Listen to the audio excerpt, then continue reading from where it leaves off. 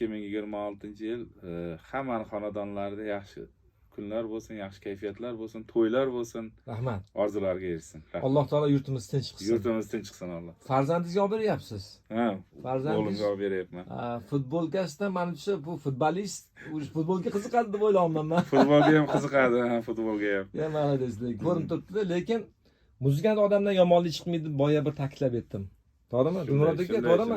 O'zingiz yoshligingizdagi armonlarni bir farzandlaringizda ko'ryapsiz, to'g'rimi? Shunday. Biz yoshlikdagi haqiqatan armonimiz o'sha qishloqlarda, to'ylarda ko'rardik. Даже shunday borib bitta bosib qo'yardik. Hay deb qolardi. Gap shunaqa. Aka ochamiz buni nima bo'lmasa. Mana ochamiz, xudo xolisa.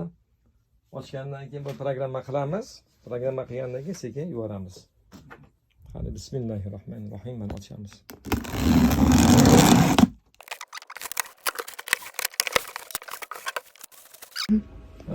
Mana Samarqanddan mehmonlarimiz kelishgan, instrument qilib berdik, Roland Yayitni.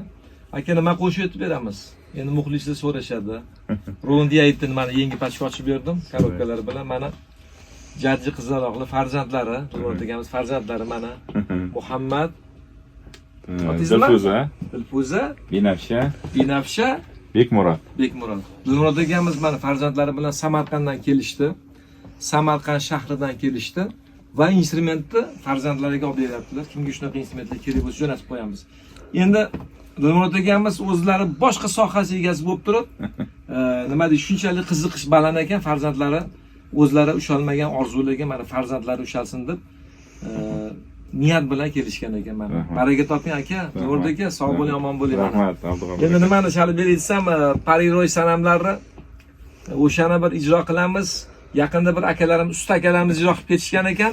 O'shani ko'rgan ekanlar, usta akalarimizni o'shani ijro qilaman dedilar.